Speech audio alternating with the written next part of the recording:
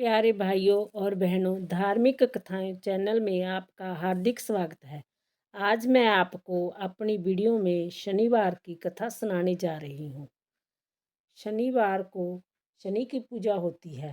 काला तिल, काला वस्त्र, लोहा, तेल, काली मूंग शनि को विशेष प्रिय है। शनि का कष्ट दूर करने के लिए जय व्रत किया जाता है। शनि स्तोत्र का पाठ विशेष हितकर होता है। प्यारे दोस्तों, यदि मेरा चैनल धार्मिक कथाएं लाइक और सब्सक्राइब नहीं किया तो लाइक और सब्सक्राइब कीजिए जो आने वाली सभी वीडियो की जानकारी सबसे पहले प्राप्त हो। वीडियो को पूरी सुने। कमेंट बॉक्स में राधे राधे लिखना ना भूले। शनिवार की कथा। यादव कुल श्रेष्ठ श्री कृष्ण की श्रेष्ठ पटरानी का नाम रुक्मणी था। रुक्मणी की एक छोटी बहन बड़ी ही क्लेशन दरिद्र प्रकृति की स्त्री थी। इसी कारण कोई राजकुमार उसके साथ विवाह नहीं करता था। एक दिन रुक्मणी ने उसके विवाह के लिए श्री कृष्ण से प्रार्थना की। श्री कृष्ण ने लक्ष्मी का विवाह एक मुनि के साथ करा दिया। मुनिवर ज्ञानी ध्यानी साधु महात्मा थे। रात दिन वह भजन पूजन में लगे रहते थे। इस कारण स्त्री को उसके साथ झगड़ने का मौका ही नहीं मिलता था। परंतु जब मुनि भगवान का पूजन करके संध्या सवेरे शंख बजाते थे तब उनकी स्त्री धाड़ मार कर रोती थी। इस बात से मुनि को बड़ा दुख होता था। एक दिन मुनि ने स्त्री से पूछा कि तुमको क्या अच्छा लगता है, जिस बात से तुम्हारा जी लगे उसी के अनुकूल मैं तुम्हारा प्रबंध कर दूं। वह बोली, जितने काम तुम करते हो उन सब से मुझे घृणा है। पितृ पूजा, देव अर्चना, दान पुण्य, होम जप तथा यज्ञ आदि कर्मों से मुझको बड़ी घृणा है। मुझे तो ऐसी जगह अच्छी लगती है जहाँ खूब कल्याण होता हो, जीवों को अड़त पीड़ित, और मुझे बड़ी प्रसन्नता होती है। तब मुनि ने कहा, अच्छा मेरे साथ चलो, मैं तुमको ऐसे ही स्थान पर पहुँचा देता हूँ, वहाँ तुम्हारा जी लगेगा।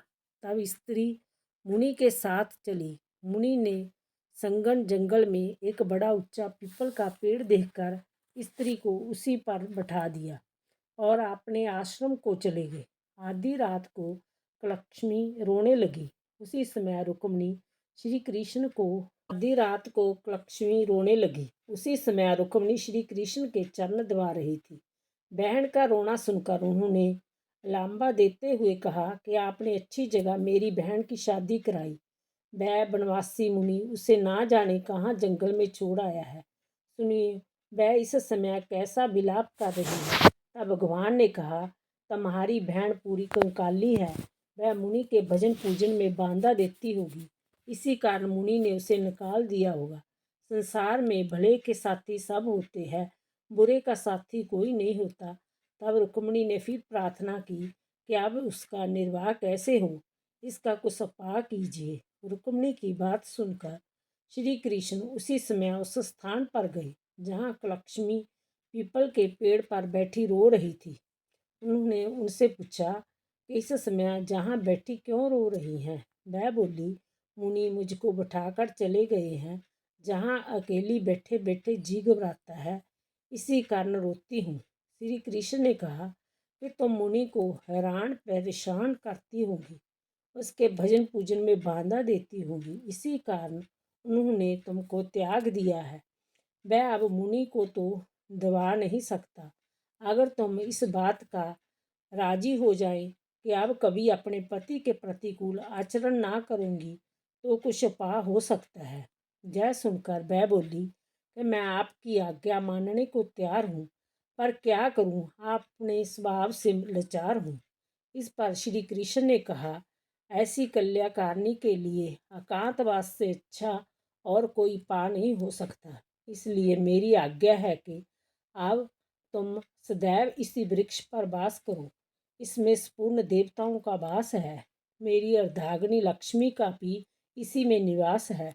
शनिवार के दिन जो कोई सूर्य निकलने के पूर्व पीपल के वृक्ष की पूजा करेगा, वह तो लक्ष्मी जी को पहुँचेगा, परंतु जो सूर्य निकलने के बाद पीपल की पूजा करेगा वह पूजन तुमको अर्पित होगा और जिसको पूजा तुमको मिलेगी उन्हीं के घर में तुम्हारा वास भी होगा। बोलो शनिचर देव की जय।